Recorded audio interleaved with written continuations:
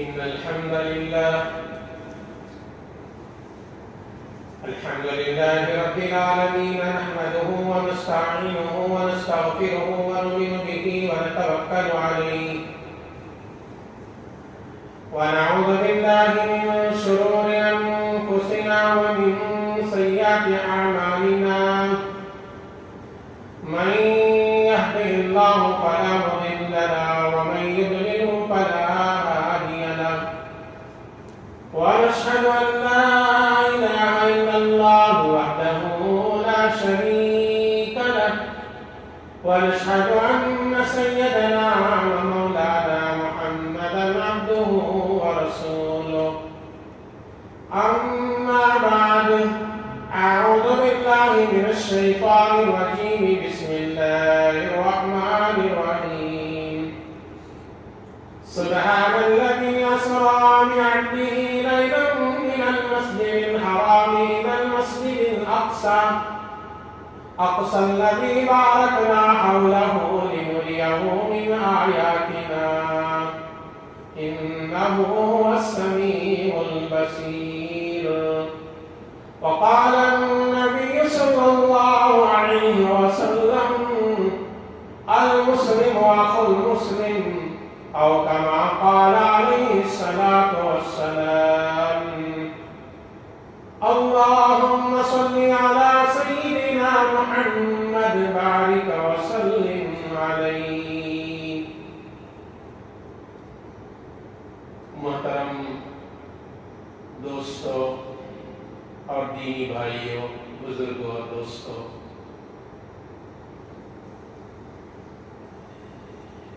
آج ساری دنیا میں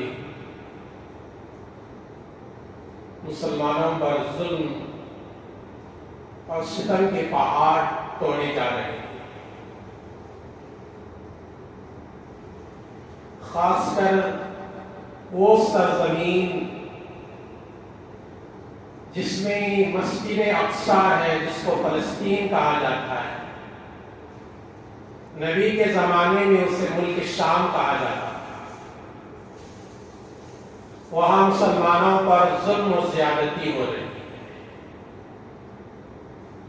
ہم میں سے بہت سارے لوگوں کو یہ معلوم نہیں ہے کہ فلسطین کیا چیز ہے. آج کے جمعہ قرآن سے اور احادیث سے ہم یہ معلوم کریں گے کہ فلسطین کی فضیلت کتنی ہے، وہاں کیا کیا ہوا ہے اور کیا کیا ہونے والا ہے. بہت سارے مسلمان بھائیوں کو مکے کی فضیلت معلوم ہے، مدینے کی فضیلت معلوم ہے، اور معلوم ہونا بھی چاہیے کہ مکہ اور مدینہ ہمارے ایمان کا ایک حصہ ہے. لیکن بیت المقدس کے بارے میں ہمیں معلوم نہیں، اور اکثر مساجد میں اس کے بارے میں علماء بولتے بھی نہیں. سنیے، قرآن کریم میں اللہ تبارک و تعالیٰ نے بیت المقدس یعنی مسجد اقصی جہاں ہے اس کا ذکر کیا ہے قرآن میں. اللہ نے وہ کہاں ہے قرآن میں؟ قرآن کریم کا 15واں پارہ سورہ بنی اسرائیل رکوع نمبر 1 آیت نمبر 1، سورہ نمبر 17. اس میں اللہ تبارک و تعالیٰ نے ارشاد فرمایا سبحان الذی اسری بعبدہ لیلا من المسجد الحرام. اللہ کی وہ ذات بڑی پاک اور پوتر ہے جس نے اپنے بندے محمد کو رات کے ایک حصے میں مسجد حرام یعنی بیت اللہ سے مسجد اقصی کو لے کر گیا. مسجد اقصی کے اطراف میں کیا ہے؟ اللہ کہتا ہے الذی بارکنا حولہ. مسجد اقصی کے اطراف میں جتنے شہر ہیں اللہ کہتا ہے ہمیں وہاں برکتیں رکھی ہیں. قرآن کی آیت ہے. تو فلسطین کا ذکر قرآن میں، جوردان کا ذکر قرآن میں،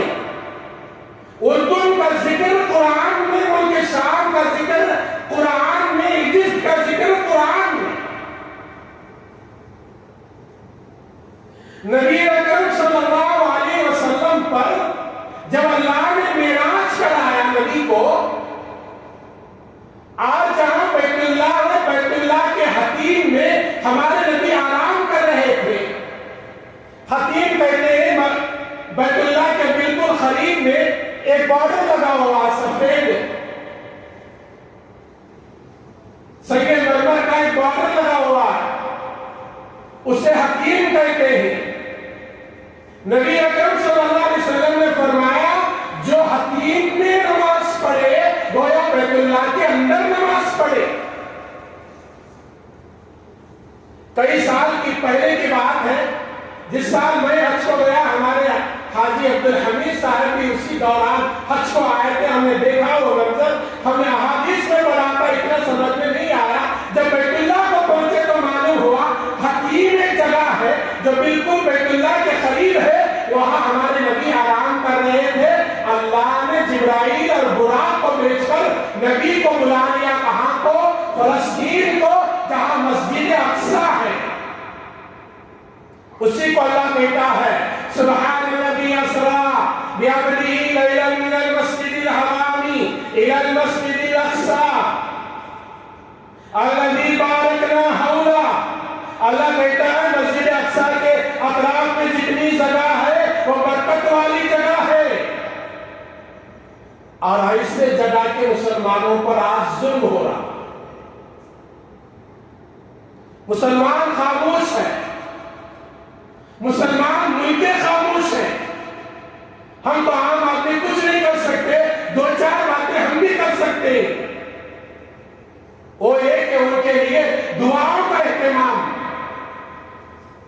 یہ تو ہر آدمی کر سکتا ہے۔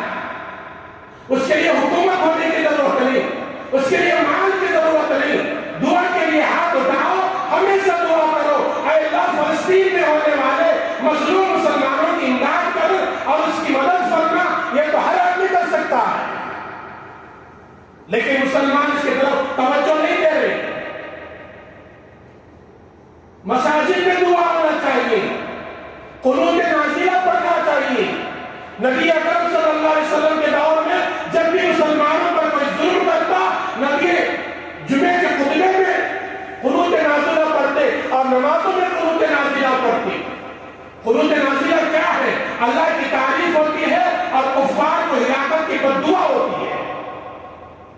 آج کے دور میں اور ایسے ماحول میں ہر مساجد میں قنوت نازلہ جمعہ کے خطبے میں ہونا چاہیے اور نمازوں میں بھی ہونا چاہیے۔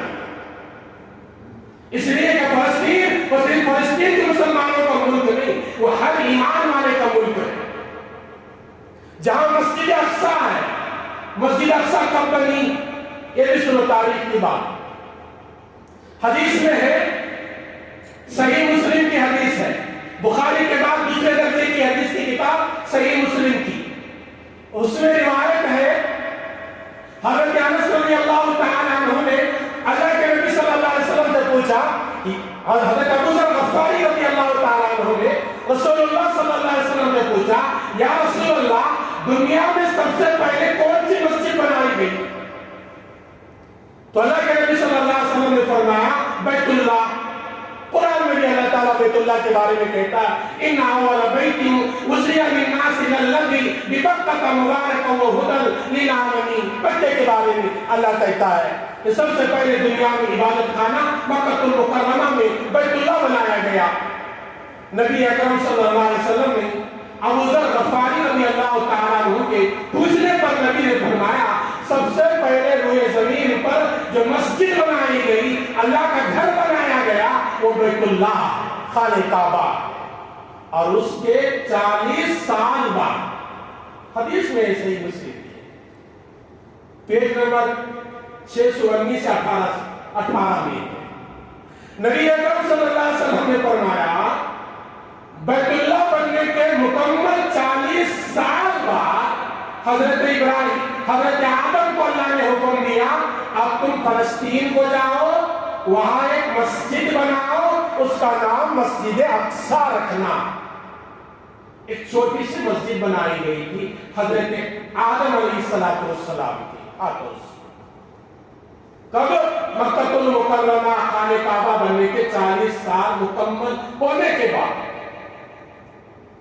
اور جب سلیمان علیہ السلام نبی بنے، یہ نبی بھی تھے، بادشاہ بھی تھے، اللہ نے ان کو نبوت بھی دیا تھا، اللہ نے ان کو پوری دنیا کا بادشاہ بنایا تھا، انسانوں کا نہیں، انسانوں کا، چرندوں کا، جنات کا، شیاطین کا، ہواؤں پر ان کے قبضہ، اتنے عظیم الشان بادشاہ سلیمان علیہ السلام۔ یہ سلیمان علیہ السلام فلسطین میں رہتے تھے، آج جہاں ملک شام ہمیں کہتے ہیں فلسطین اسے کہتے ہیں، جہاں آج مسجد اقصی ہے، وہاں انہوں نے جا کر جنات کو جمع کیا۔ قرآن میں ہے، یہ ہماری تمہاری بات نہیں، کسی عالم کی لکھی ہوئی قصہ اور کہانی نہیں، قرآن کہتا ہے۔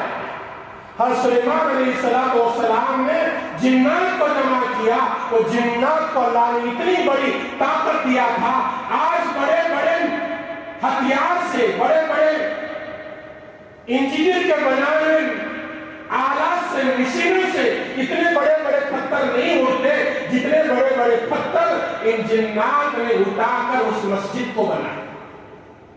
کئی سال لگے بننے، پتھر بھی بڑے بڑے، اس کے اندر سونے، جواہرات، یاقوت، جواہرات پورے لگے ہوئے تھے دیواروں میں۔ کتنے لگے ہوئے تھے سن کر حیران ہو جاؤ گے۔ قرآن کی تفسیر کی کتاب تفسیر قرطبی کے اندر میں نے کل پڑھا، فرماتے ہیں کہ 1,60,000 خچروں پر اور ہاتھیوں پر اس کا سونا اور چاندی لاد کر بخت نصر، ایک بادشاہ جس کا نام بخت نصر ہے، یہ آگ کو پوجا کرنے والے قوم سے تعلق رکھتا تھا، اس نے یہودیوں پر قبضہ کر کے چند سال بعد بیت المقدس بننے کے بعد وہ جواہرات، ہیرے، موتی کو 1,60,000 خچروں اور ہاتھیوں پر وہاں کا سونا چاندی لے جا کر بابل میں رکھا۔ اتنے سونے جواہرات سے سلیمان علیہ السلام نے مسجد اقصی کو بنایا۔ آج وہ مسجد اقصی میں مسلمانوں کو نماز پڑھنے سے روکا جاتا ہے۔ جس مسجد اقصی میں ہمارے نبی امام تھے اور حضرت آدم سے لے کر ہمارے نبی تک جتنی انبیاء تھے پورے مختلف تھے، یہ عبادت دنیا میں کہیں نہیں ہوئی، نہ مکے میں ہوئی نہ مدینے میں ہوئی، یہ صرف بیت المقدس مسجد اقصی کو شرف حاصل ہے۔ شب معراج میں نبی اکرم صلی اللہ علیہ وسلم نے پورے انبیاء کے ساتھ 2 مرتبہ اس مسجد میں مسجد اقصی میں امامت کیا۔ آپ نے اب تک سنا ہوگا ایک مرتبہ نبی صلی اللہ علیہ وسلم معراج میں جاتے ہوئے انبیاء کو نماز پڑھائے تھے، نہیں۔ علماء لکھتے ہیں، مشکات ایک حدیث کی کتاب ہے، اس کی شرح لکھنے والے ملا علی قاری رحمۃ اللہ علیہ مرقات جلد نمبر 11 میں لکھتے ہیں، جب نبی صلی اللہ علیہ وسلم کو اللہ نے معراج کو بلایا تھا تو معراج کو آسمان میں جانے سے پہلے اللہ نے پورے انبیاء کو بیت المقدس میں جمع کیا تھا۔ 1,00,000 سے بھی زیادہ انبیاء، 1,24,000 انبیاء کو بیت المقدس میں جمع کیا تھا، اور حضرت جبرائیل براق پر نبی اکرم صلی اللہ علیہ وسلم کو بیت اللہ سے مسجد اقصی کو لے کر گئے، اور پورے انبیاء کی صفیں بنی ہوئی تھی، امامت کا جگہ خالی تھا۔ حضرت جبرائیل نے نبی کو اشارہ کر کے بتایا، اے نبی آج آپ پورے انبیاء کی آپ امامت کریں۔ نبی اکرم صلی اللہ علیہ وسلم امام بنے، اور حضرت آدم سے لے کر میرے اور آپ کے آقا حضرت محمد رسول اللہ صلی اللہ علیہ وسلم تک جتنے انبیاء آئے تھے، کم از کم 1,24,000 انبیاء پورے مقتدی بنے، ہمارے نبی امامت کرے، اور آسمانوں کا سفر ہوا، جنت و جہنم کو دیکھنے کے منظر اللہ تعالیٰ نے دکھایا، اللہ سے بات چیت ہوئی۔ قرآن کریم کے سورہ نجم کے پہلے رکوع میں اللہ تعالیٰ کہتا ہے، اوحا ما اوحا فکان قاب قوسین او ادنی، نبی اور اللہ کے درمیان میں بالکل کم فاصلہ تھا، اللہ اور نبی کی بات ہوئی اور واپس آئے تو مسجد اقصی میں پورے انبیاء جڑے تھے، اور نبی اکرم صلی اللہ علیہ وسلم نے دوبارہ ان کو نماز پڑھا کر نبی مکہ المکرمہ کو آئے، اور حضرت عیسیٰ علیہ السلام آسمان میں گئے، اس لیے کہ وہ قیامت قیامت کے قریب دنیا میں دوبارہ آنے والے ہیں، اور جتنے انبیاء آئے تھے اپنی قبروں میں جا کر داخل ہو گئے۔ اس صحیح احادیث سے بات ملتی ہے۔ تو مسجد اقصی معمولی بات نہیں ہے۔ جو عبادت مکے میں نہیں ہوئی، جو عبادت مدینے میں نہیں ہوئی، وہ مسجد اقصی میں ہی، وہ کون سی؟ پورے انبیاء کا جڑنا اور میرے اور آپ کے آقا حضرت محمد مصطفیٰ صلی اللہ علیہ وسلم کا ان انبیاء کی امامت کرنا۔ ایسی مبارک جگہ ہے۔ اس جگہ کے بارے میں نبی اکرم صلی اللہ علیہ وسلم نے فرمایا 4 مساجد ایسے ہیں جہاں دجال داخل نہیں ہوتا۔ ایک دجال آنے والا قیامت کے قریب، اس لیے ہمارے نبی نے فرمایا مسلمانوں جمعہ کے دن سورہ کہف پڑھو، اللہ تمہیں دجال کے فتنے سے بچائے گا۔ اور مسلمان کو کہاں ٹائم ہے؟ جمعہ کے دن بھی مسلمان ٹائم نہیں نکالتا۔ پہلے فرصت کو مسجد میں آ کر سورہ کہف پڑھو۔ میرے نبی نے فرمایا جو مسلمان جمعہ کے دن سورہ کہف پڑھتا ہے اللہ اسے دجال کے فتنے سے بچاتا ہے۔ دجال آئے گا قیامت کے قریب، وہ پوری دنیا کی چکر لگائے گا، وہ رہے گا 40 سال، بعض علماء کہتے ہیں 40 دن رہے گا، بعض علماء کہتے ہیں 40 گھنٹے رہے گا، تینوں روایتیں ہیں، لیکن پوری دنیا کا چکر لگائے گا۔ نبی نے فرمایا لیکن 4 جگہ وہ داخل نہیں ہوتا، ایک مکے کے اندر، ایک مدینہ طیبہ کے اندر، ایک مسجد طور پر۔ مسجد طور اسے کہتے ہیں جہاں موسیٰ علیہ السلام اللہ سے بات کرتے تھے، طور پہاڑ، وہ مسجد بنائی گئی، اسے مسجد طور۔ اور دوسرا چوتھا فرمایا مسجد اقصی کے اندر بھی داخل نہیں ہوتا۔ مسجد اقصی کی اتنی فضیلت ہے، ایک حدیث میں نبی نے فرمایا بیت اللہ کے اندر 1 رکعت نماز پڑھو گے 1,00,000 رکعت نماز پڑھنے کا ثواب، اور مدینہ کے طیبہ کے اندر رسول اللہ کی پیاری مسجد مسجد نبوی میں نماز پڑھو گے 50,000 نماز پڑھنے کا ثواب ایک نماز پر، اور بیت المقدس میں 1 نماز پڑھو گے 1 نماز پر 25,000 نماز پڑھنے کا ثواب۔ ایک روایت میں نبی نے فرمایا 50,000 نماز پڑھنے کا ثواب۔ اتنی فضیلت ہے بیت المقدس کی مسجد کا۔ بیت اللہ کے بعد اگر کوئی مبارک جگہ ہے تو مدینہ ہے، مدینے کے بعد تیسرے نمبر کی کوئی جگہ ہے تو بیت المقدس ہے، جہاں آج فلسطین کہا جاتا ہے۔ ہم نے سوشل میڈیا میں دیکھا ہوگا بچوں پر ظلم ہو رہا، عورتوں پر ظلم ہو رہا، بمباری کی جا رہی ہے، اسکولوں پر بچوں کو شہید کیا جا رہا ہے۔ ارے وہ مائیں جنہوں نے اپنے بچوں کو دودھ پلایا، وہی مائیں اپنے بچوں کو، مردہ بچوں کو، شہید بچوں کو اپنے ہاتھوں سے غسل دے دیتے۔ ارے وہ مائیں جو اپنے بچے کے رونے کو تڑپ جاتی تھی، شہید بچوں کی لاشیں دیکھ رہے تھے، کسی کے ٹکڑے ٹکڑے کر دیے جا رہے ہیں۔ تو اب اس وقت میں ہمارا کام کیا ہے؟ 2 کام یاد رکھیں۔ ایک دعاؤں کا اہتمام کریں، دعا سے بہت کچھ ہوتا ہے۔ فلسطین کے خلاف جتنے ملک ساتھ دے رہے ہیں اسرائیل کے، چاہے امریکہ ہو، دوسرے بڑے بڑے ملک ہو، ان کے پاس تو ہتھیار ہوں گی اور مالی امداد ہوگی، لیکن ہر مسلمان کے پاس تو دعا کا ہتھیار ہے۔ دعائیں کرو، اہتمام کرو، اللہ کے دربار میں رو، گڑگڑاؤ، اے اللہ فلسطین کے مسلمانوں پر ظلم ہو رہا ہے۔ میرے نبی نے حدیث میں فرمایا مسلمان کی مثال ایک جسم کے مانند ہے، ایک آدمی کے سر میں درد ہو تو پورا حصہ بے چین ہو جاتا ہے۔ مثال کے طور پر میرے ہاتھ میں کہیں زخم ہو جائے، میرے صرف ہاتھ کو درد نہیں ہوتا، میرے سر سے لے کر پیر تک درد ہوتا ہے۔ میرے نبی نے فرمایا اسی طرح دنیا کے اندر کوئی بھی مسلمان پر ظلم ہوتا ہے تو مسلمان بے قرار ہونا چاہیے، مسلمان بے پرواہ ہو کر نہ بیٹھے۔ پہلا کام دعا کرو وہ فلسطین حضرات مظلوم لوگوں کے لیے۔ یہ دعا تو ہر آدمی کر سکتا ہے۔ ہمارے کھانے پینے کی غذائیں ہم وہاں تک بھیج نہیں سکتے، ہمارے ہتھیار ہم وہاں تک نہیں بھیج سکتے، اس لیے کہ ہم ویزا کے پابند ہیں، ہم دوسرے ملک کو جانا ہے تو بہت کچھ قانون کے پابند ہیں، لیکن مسلمان دعا کا پابند تو نہیں نا، وہ ہمیشہ ہر جگہ دعا کر سکتا ہے۔ تہجد کا اہتمام کرو، 5 وقت نمازوں کے اہتمام کرو، ان نمازوں اور تہجد کے بعد دعائیں کرو اور یہ سوچ کر دعا کرو اے اللہ فلسطین کو بڑا قیمتی جگہ ہے جہاں حضرت موسیٰ علیہ السلام کی قبر ہے، جہاں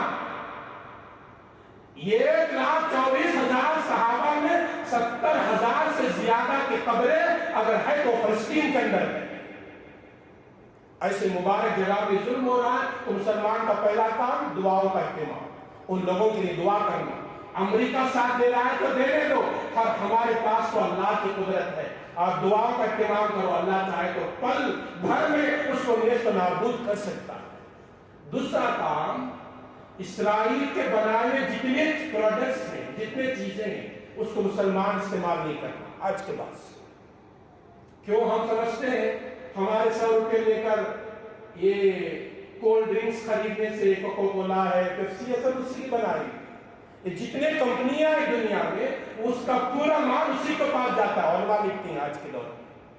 اور آپ کو کیسے معلوم ہوگا اسرائیل کمپنی کا؟ علماء لکھتے ہیں 720 پر 9 729 اس کا کوڈ نمبر رہتا ہے، جس چیز میں بھی یہ کوڈ نمبر رہا تو آپ سمجھ جاؤ اسرائیل کمپنی کو بنایا ہوا ہے اور اس کے پورے پیسے اسرائیل کو جاتے، یہودیوں کو جاتے، اور یہ ہمارے پیسے سے، ہماری دولت سے وہ گولیاں خرید کر، وہ بارود خرید کر ہمارے مسلمان بچوں کے ناچے گرا رہا ہے۔ تو آج کے بعد توبہ کر لینا، پکا ارادہ کر لینا، ان ظالم قوموں کا ہم کبھی ساتھ نہیں دیں گے، ہمارا مال ان کی کمپنیوں کو نہیں جائے گا۔ ہم نے سمجھتے میرے بیٹی کی شادی میں 50,000 روپے کا ایک کولڈ ڈرنکس لایا، پیپسی لایا، وہ فلاں لایا، میں لوگوں کو پلا دیا، میرے 50,000 روپے وہ یہود کو جانے سے، اسرائیل کو جانے سے کیا ہوگا؟ نہیں میرے دوستو، وہی 50,000 روپے ان یہودیوں کے پاس جائے گا، اس سے 10 گولیاں یا بارود یا راکٹ خرید کر مسلمان کو برباد کرے گا۔ کل قیامت کے دن اللہ پوچھا کہ اسرائیل یہ مبارک سرزمین تھی، وہاں مسلمانوں کو ظلم ہو رہا تھا، اے ہندوستان میں رہنے والے مسلمانوں تم نے فلسطین والوں کے لیے کیا کیا؟ ہم کہہ سکتے ہیں اللہ ہمارے پاس تو حکومت نہیں تھی، بس ہم نے دعا کیا ہے اور فلسطین کے خلاف جو اسرائیل ہو رہا ہے ہم نے اس کے بنائے ہوئے چیزوں کو ختم کر دیا تھا، بائیکاٹ کر دیا۔ فلسطین کی اور بھی بڑی فضیلتیں ہیں، انشاءاللہ آئندہ جمعہ بڑی تفصیل کے ساتھ۔ حضرت مریم وہاں پہنچی تھی، حضرت عیسیٰ کی پیدائش ہوئی تھی، حضرت موسیٰ کا موت آنے سے پہلے، انتقال ہونے سے پہلے انہوں اسرائیل کی طرف آنے کی کوشش کی اور ان کی موت فلسطین میں بھی بخاری میں روایت ہے۔ انشاءاللہ آئندہ جمعہ اس کی تفصیل بتاؤں گا۔ جلد پہلے حاضر ہونے کی کوشش کرو۔ اللہ تبارک و تعالیٰ سے دعا ہے اللہ تعالیٰ مجھے بھی میرے سننے والے ہر بھائی کو کہی اور سنی ہوئی باتوں پر عمل کی توفیق عطا فرمائے، آمین۔ السلام علیکم ورحمۃ اللہ وبرکاتہ۔